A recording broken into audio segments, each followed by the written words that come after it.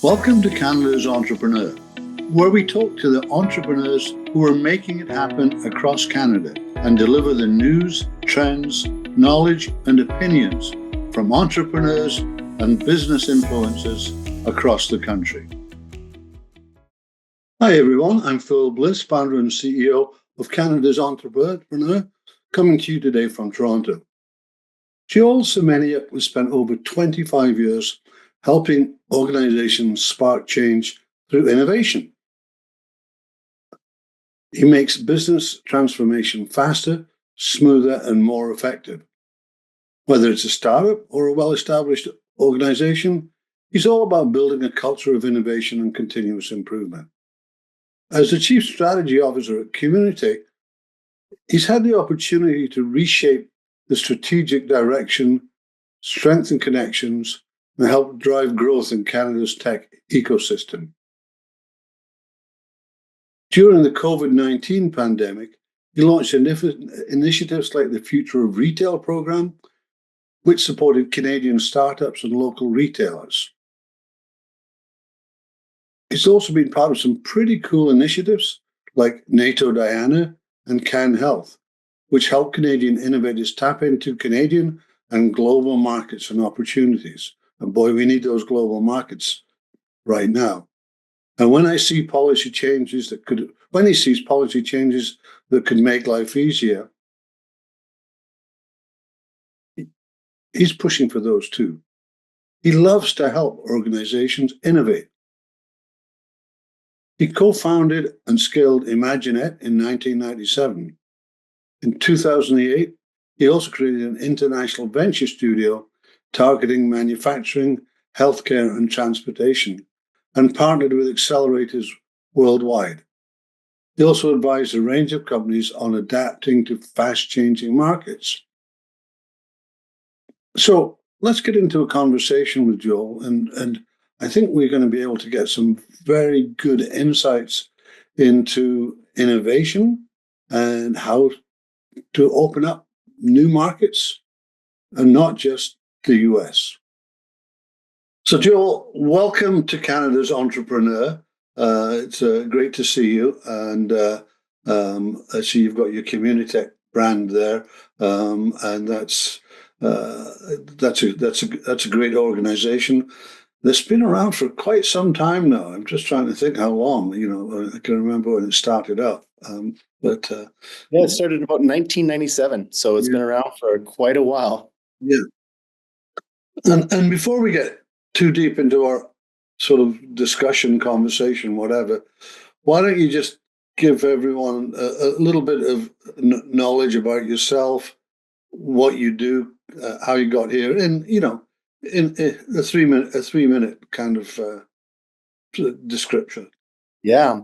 So I tell everyone I'm a recovering entrepreneur.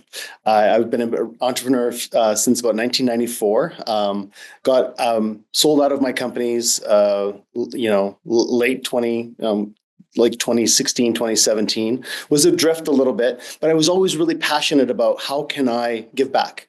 I spent a lot of time in Asia and Europe and United States, and ran also my own accelerators during that journey. And came across Communitech, and they were that organization that was spearheading all the things that I wanted to do and to give back to people who were like me, maybe a younger version, less gray hair version of me. And so joined the organization in 2020, and my role now is Chief Strategy Officer. Not a lot of people know what that is, and sometimes neither do I on a given day. But really, I'm thinking about the broader landscape of the tech ecosystem. And more importantly, what we can do to really unleash the opportunities for founders, specifically in the Waterloo region, and also collaborate with partners across Canada to create, something greater than the sum of its parts. So that's really the focal point of my role right now at Communitech. So, I mean, you've been lucky. You've been an entrepreneur. You've been in organizations. What would you say are the top three things you've learned in your entrepreneurial journey so far? Yeah. It's funny. A lot of people ask me if I've got one more venture left in me, and I contemplate that because I go, I wonder if I know too much now. Like, I wonder if if I'm too wise in terms of, the experience that I've had, because I think naivety is a superpower sometimes when you're trudging headlong into, the uncertainty of building a tech startup, and what you've got is that hope, and what you've got is that dream that you have to make impact. But certainly the one thing that, or there's a couple things that I've learned. One is just to surround yourself with people who really want to share in your success, and that could be, business partners, for sure, but that also means the ecosystem and the community, people who are giving to you, and truly want to see you succeed. And it's very interesting how many people and, how many communities are out there that are like that. And I had never realized the power of that. When I started my companies, I was a lone wolf, trying to kind of make it on my own. But I realized that I had started to gravitate to a few different mentors who kind of been there, done that, and they became a really important part of my inspiration, but also my sanity. It's like, has anybody else experienced, these problems that I'm experiencing right now? And I had those kind words saying, yeah, no, this happens. I'm like, oh, good. This roller coaster ride isn't just made for me. That there's other people who have survived this and thrived in it. And so that ecosystem, that community, I've found sometimes I still meet entrepreneurs today who are maybe hesitant to jump in, but I say jump in, and find and surround yourself with people who truly want to help you out and see your success. The other point of view that I always really agonize over these days is we need to think big day one. I talk to a lot of founders who are like, I'm going to be big in Canada one day, and then I'm going to be big, and have this incremental mindset. And we live in a new world where, as we think about markets and market access, finding customers is different than, how we found customers 20, 25 years ago, or when I started almost 30 years ago. And we need to think about global market and market access right away. And so I always encourage, tech founders and entrepreneurs to think really broad about where those big markets are, and also to think beyond Canada and even think beyond the United States, to think about how we can think about really engaging with that market as quickly as possible. And then I think the third thing that I've learned that I try to promote when I work with founders is don't wait. I find a lot of startups like to wait until they feel like they've got something perfect to start releasing to the world. I'm like, no. You actually want to engage your early market as quickly as humanly possible, because they're going to help make those micro course corrections or guide you through those micro course corrections earlier than later. So, get over the perfection syndrome and just jump in, work with those early customers, work with those early markets wherever they might be on a global scale, and really surround yourself by people who can coach you, encourage you, and support you through that long journey. So thinking of what you said, like don't wait. Uh, is there some observations that you can throw at us, because you've seen lots of organization, lots of startups. Uh, um, is there something there that sort of signals that they're on the right track? Yeah. I come back to a book called Crossing the Chasm. It seems to be the book that I have often gifted the most, because I feel that it encapsulates the narrative. What I'm talking about right now is that out of any customer segment, there's going to be people who are early adopters and there are people who are laggards. And you really can't spend time worrying about your laggards quite yet. But what you really need to think about from the early adopter segments are two subsegments. There's one literally called an early adopter, and there's one called the innovator. And out of 100 potential customers, it's about 2%. And those innovators are very special people, because when you talk to them, they go, "Oh my God, I've been looking for you." Yeah, they get you. They want to be engaged with you. They might not give you money, but they're going to give you time, they're going to give you energy, and they're going to give you feedback. And sometimes I feel that founders don't find that segment as early as they can. But once you find them, you got to latch right onto them, because now you're going to have that feedback cycle. You're going to have a group of people who are totally invested and they get what you're trying to do. There's no selling, there's no anything. And all of my successes in life have always been actually jumping off the cliff with that group. They really are excited in what they're doing. They want to participate and engage, and they want to see something raw, They want to see something that has not been polished yet so that they can have a way of giving you feedback and excitement into that. By doing that part right, you're going to have all the traction you need to get to that other early adopter market, which will get you all that traction that you need to cross that chasm. And so I really do encourage the group to find those innovators, and you know them because you don't have to sell to them.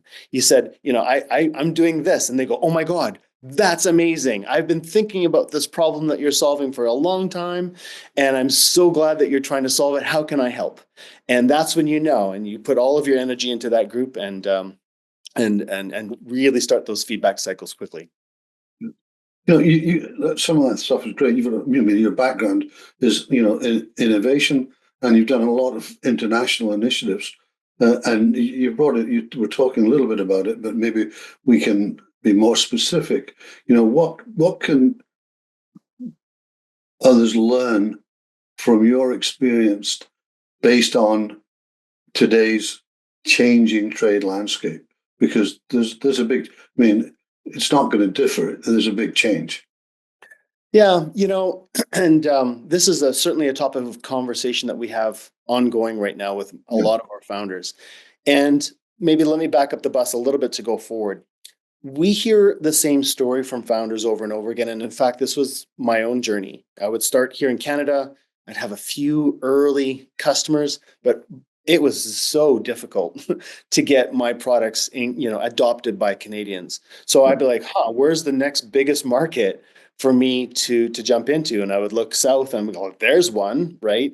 And it's a very big, very dense, very aggressive market. And you can get a lot of traction. And funny enough, when you get some traction there, you have enough credibility to come back to Canada and sell back into Canada. Again, something similar that we've seen from a lot of our organizations. And by no means, has that changed the condition. There is a big, vibrant market that's right underneath us. But I think what it's also putting a spotlight onto is, how do I diversify markets and my market access? So especially with early traction, you want to minimize as much friction and increase the cycle time as much as humanly possible, because you're learning and you need early customers and early traction to do that. And really, it makes a lot of sense to do that in a nice dense market of your early adopters. And in a lot of cases, that's going to be in the United States. But at the same time, we shouldn't be dropping or thinking that that's the solution.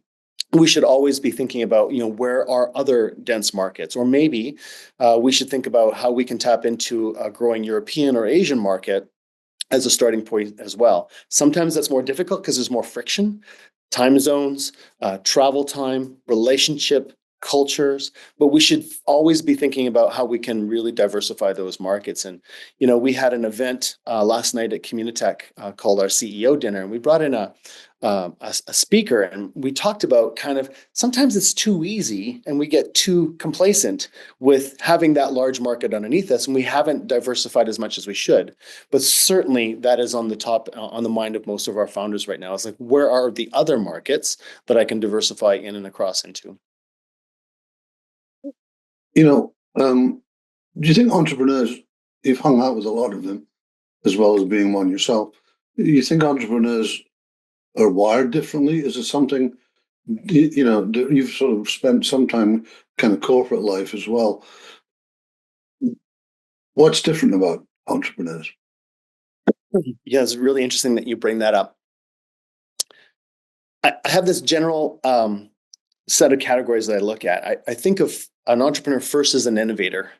And to me, an innovator is someone who is running towards the fire versus away from it, right? They see a problem, and there's this like compulsion in them to solve that problem. And you can't explain it. There's no logic in it, but they're like, I think I got to do something about that problem, right? And so they go through a number of different steps. First, they see a problem that needs to be solved, and they go, wow, that problem needs to be solved. And then in their mind, they go, oh, I think I've got a solution to that problem, right? That's the innovator in them. And then the final part of that compulsion that pushes them on that journey is this need to be the one to solve that problem. Now, innovators exist within organizations and they exist as entrepreneurs building their own organizations, but they kind of share that same premise, that same run towards the fire. The difference is, in my opinion, that separates maybe an entrepreneur from an entrepreneur is also the need to create something broader than that. Like there is this internal drive to see what they can accomplish by creating an organization of their own versus working within the confines of an existing one. It turns out that most of my successful founders that I work with are driven not by money or their ability to think about, their future wealth. They're compelled about the building of something. They're compelled to run towards creating something that is authentically new and has impact. And sure, there's lots of financial impact, but that's the differentiator that drives them forward. Because at the end of the day, this is a long journey. The shortest overnight success is 7 years, right? So all the overnight successes that we see about on TV, those founders have been at that day after day. Chop wood, carry water, chop wood, carry water, day after day. And the thing that keeps them on that roller coaster is that compulsion, that's something that's inside of them that says, I want to build this thing. I want to see what we're capable of doing. I want to make impact. And sometimes but at the core, they're still an innovator. They're still running towards the fire and wanting to drive that. So yeah, and honestly, there's a few other characteristics. One of the things that I've found, I'm dyslexic very heavily, and I'm ADHD. And I come across a lot of founders who are also dyslexic and ADHD. I got one or two, one of those two, yeah. Right. And So, I find that all the time with other entrepreneurial buddies. yeah. So for me, I had a hard time working in an organization as a result of that. But I found that I flourished when I worked independently as an entrepreneur. I was able to leverage that as a superpower versus something that would maybe be harmful to me as my career progressed up a ladder in some sort of corporate job. I mean, do you think, with today's, businesses, obviously, there's so much change going on. Do you feel that there's, what do you feel about the future of entrepreneurship in, let's say, Ontario, KW Hub, whatever, and the rest of Canada if you want. But this is where we live, and we're specifically knowledge. Is there anything changing already with this last 2 months kind of thing? Oh, undoubtedly. I mean, but what's really interesting is that entrepreneurs are treating this as another fire that they're running towards. They're trying to solve the problem. Yeah. Some of them are looking at it from an opportunistic perspective. I met a group last night who are creating websites to help organizations buy more Canadian. Like they're jumping in. They're already entrepreneurs, but they're doing something else to help the ecosystem, buy from one another. So I feel that the innovator entrepreneur spirit is actually being lit up again because we got a brand new fire. And that actually gives me a ton of hope, because these are the organizations, startups were born out of uncertainty. If they didn't have uncertainty, they would not have built a startup as they were. So they're good at uncertainty. And this is where I'm seeing startups really shine, because they're looking at this as not only a problem that they're going to try to solve, but perhaps even an opportunity to think differently and try something new and perhaps even pivot. And this is reflective of my own experience as well. I started my first big company in 1997. Boom, .com bust soon after that. 2001 happened after that. 2008 happened after that. 2014 oil crash happened after that. And in every single time, there were existential risks to my businesses as we were going through that. But it also gave us an opportunity to rethink everything and to change. I built my most successful ventures from a recession, the bottom up kind of thing. Yep. It's kind of interesting. Exactly right. In fact, one of our ventures, so I ran a bit of a venture studio for a while, and it was in partnership with a bunch of other organizations. But we were out hiking in Everest region when Lehman's crashed, Hmm. and and so we were still stuck on the mountain for a number of weeks. But it certainly gave us a lot of time to go. Okay, now what? Like, what do we do now? And to your point, that was pretty rock bottom. I mean, things didn't get much, you know worse than that in that time period, but it also provided like the bottom part of that roller coaster that all you can kind of do is work your way back up. And so we saw that as certainly a new fire that we were running towards, and it helped us rethink things Hmm. like a laser pointer. You know, you yourself and you've seen others, face unexpected challenges. Um, do you have or have you seen a process that can manage that? Mm, I mean, you talk about the pivot. I mean, that's sort of an unexpected challenge usually. Is there a process to do the pivot, if you like, that you've seen that works, basically? yeah. And I think there's two aspects of that. One is like a personal process, like what do we need to have in us internally to be Hmm. able to weather that? And and I think entrepreneurs are kind of built for it anyway. We actually kind of like the stress. We kind Hmm. of revel in it, and it helps us hyper focus. As an ADHDer, the stress gives me superpowers because I can hyper focus on something for extended periods of time and feel really good about it because you go into flow. So I think naturally there's a personal side of things, Hmm. but in really great organizations, they're already thinking about the new thing already. So, you know, I think that's really the key aspect that I'd like to bring to the table is that a lot of really successful entrepreneurs are starting and scaling their business, but they're from the future. They're already thinking about the next thing, and they're running experiments already. Right? They're doing a little side project themselves. Maybe they got another little side team. That's what I used to do. I used to have a little side team on the side. It's like, we're going to experiment with some new technology to see what we can do. And so they're already dabbling with something that is new. And sometimes a crisis comes along that accelerates that. It's like, oh, we got to do that faster. Like maybe we were onto something. And I think that that's really the heart of things is that sometimes we get into we hyper focus on the scale and growth side too much without also continuing to think about the what's next, and always trying to figure out, how to to displace ourselves is something that we used to think about. So, for example, I'm personally infatuated with AI. I'm so interested in how, if I were to create a new company today with AI and where it's going to be with agents and almost it being a coworker of mine, like how would I do things different? And I feel like the organizations that are already thinking about that and running some experiments are going to be the ones that are best set for when hard times come because they're already dabbling, they're already making a few bets. They're not big bets, they're smaller bets, but there's certainly bets that are being made that they can jump on as they see fit. And you can see it in some of the greatest pivot stories of our time, right? If you remember Slack, it didn't start off as Slack. It started off as a gaming company. And, but they were already, hey, we're building this communication tool internally that eventually became Slack. And it's one of those things that allows these organizations to rethink everything, but they get good at, running those little experiments to de-risk what that future looks like.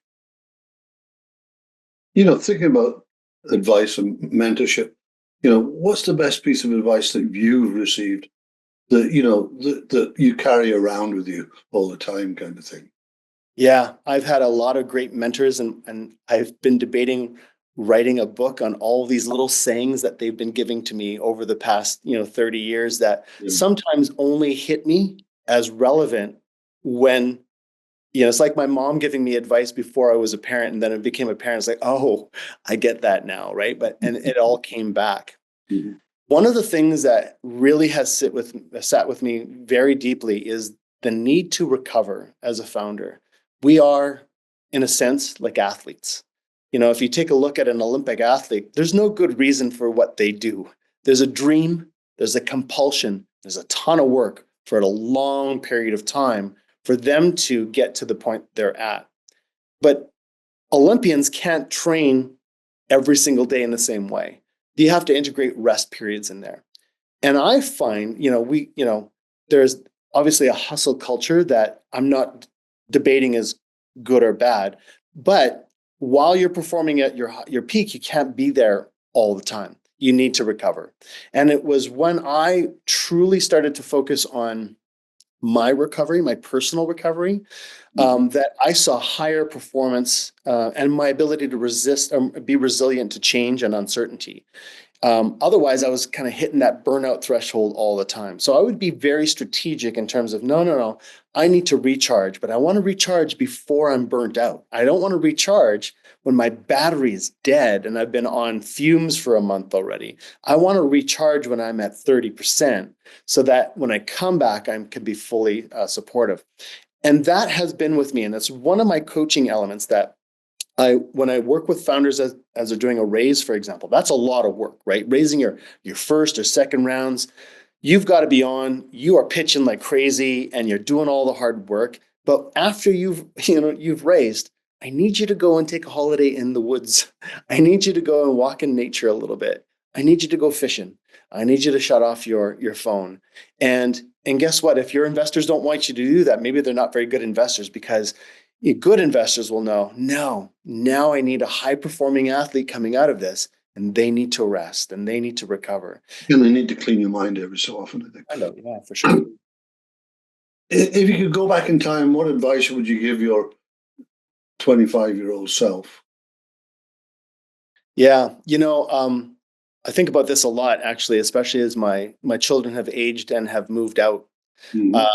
And especially a founder myself who has gone through having children, I have a very interesting perspective that they leave one day and then you start to reconsider everything when that happens. Like, damn, they're gone now. They're, starting their own lives and stuff like that. And if I could do anything over again, I probably would have given myself more permission to be a father and enjoying that time that they are at home. I always felt this compulsion, this race, this every single day race. I remember going to Disneyland and we would take them to Disneyland, but here I am now working from 11 till 3 o'clock in the morning, keeping up with things because I had this compulsion. And at the end of the day, those emails are there when you're back from vacation too. Like things can wait. You should try to enjoy the life that you have because in reality, there's no overnight success. You're going to be grinding at this for 7 years. Do you really want to give away 7 years or more of your life for a one-day success when so much amazing stuff happens to you during that time? Because fundamentally, when I work with a lot of founders, there's certainly a lot of internal intrinsic motivations on why they're doing it.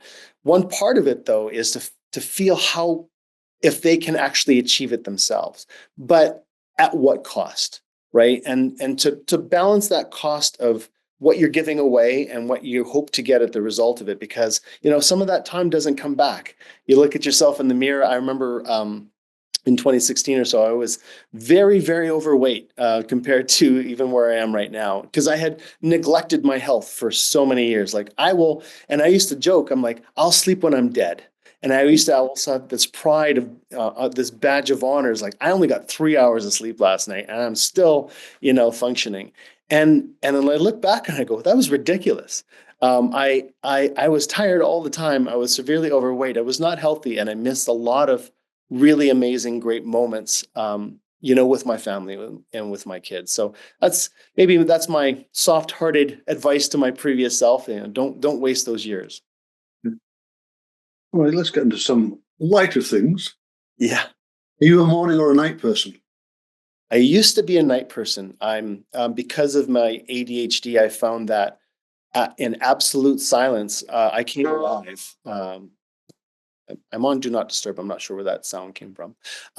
My and from 11 p.m. to about 2 or 3 in the morning, boy, that's when I got my most work. There was no emails coming in. There was no one to chat to. It was just me and my screens and my notebooks and my whiteboards, and I got a lot of time done. As I've aged, I'm now a morning person, and so I prefer to get up early in the morning. My wife gets up and goes to the gym. I go down and I start working on kind of like my one or two big things that I need to get done. Get all that kind of accomplished by 8 or 9 in the morning, and then I kind of carry on in my day. And so I've switched the narrative quite a bit as I've aged, and I prefer the morning versus the evening now. What book are you reading?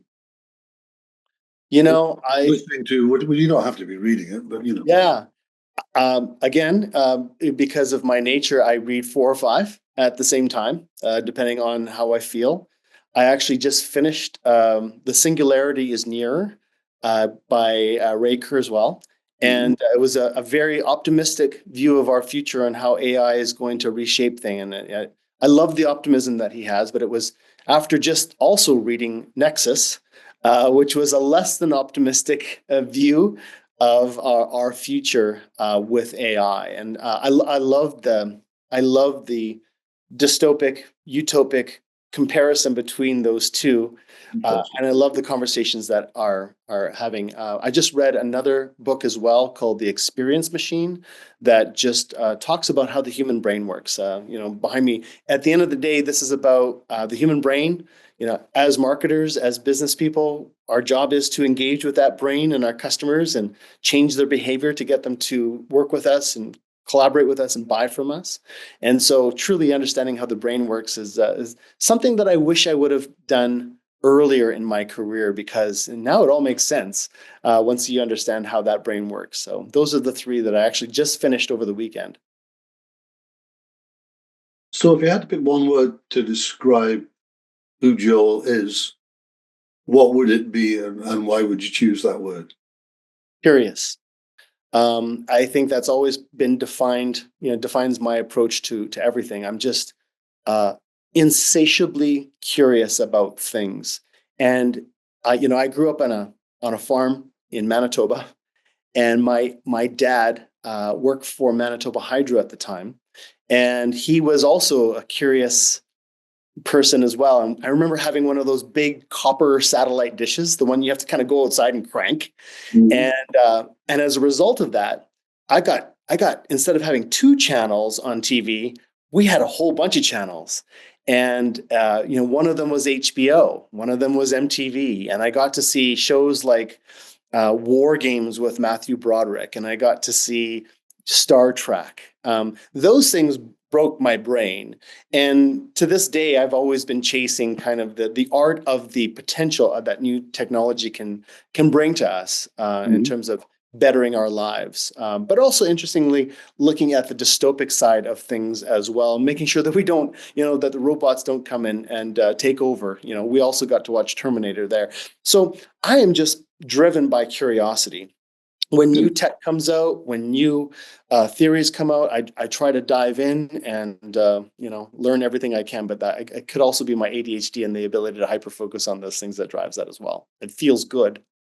So, what's keeping you up at night? What's keeping me up at night? Um, a future for my children. I think I have 2 boys, 27 and 23. One is going to business school. My youngest is going to business school in the Okanagan. And I wonder what their future is going to look like. I wonder, economically, how they're going to jump on the bag. And I do know that societally, we go through these large cycles. Mhm. Uh, and I do know that sometimes those cycles go down before they go up. Sometimes I wonder, are we in the down point? Or are we still going down before things get better? I wonder what their future is going to be. I can't even conceive what their next decade will actually look like. My oldest son is going to be an academic, so I think he's in an interesting place as well, in a field that probably won't be replacing him too quickly with AI. But certainly the future of my youngest son, I think about a lot. I think about the journey that he's going to be on as he tries to make a mark in the world as well. And I agonize over the experience that I can share with him because obviously things are different now, and I'm trying to find out what's the same to help make sure that he's got all the things in place as he moves forward. So those are the things that I think about the most. And if we were to expand that circle, it's people like my son, who are in that age group that are thinking about what the future holds for them.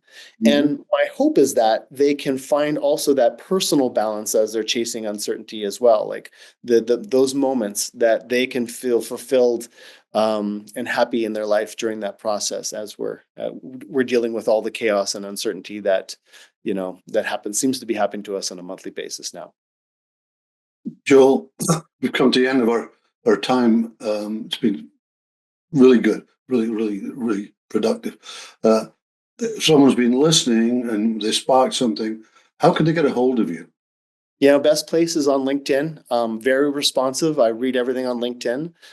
They can just search, my name and Communitech in LinkedIn, and you'll get me. Reach out, add me as a friend. I love the conversations. I have about 5 or 6 going at any time, from everything from how procurement should change in Canada to the role of AI in the defense sector. So love chatting, love talking with innovators and people who are have that burning compulsion to make change. Thanks for coming on Canada's Entrepreneur. It's been great meeting you, Joel. Thank you so much for having me.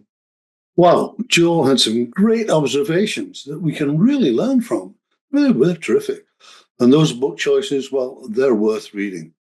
Yes, I guess innovation is everything. So let's keep on doing it and building Canada's economy. I'm Phil Bliss.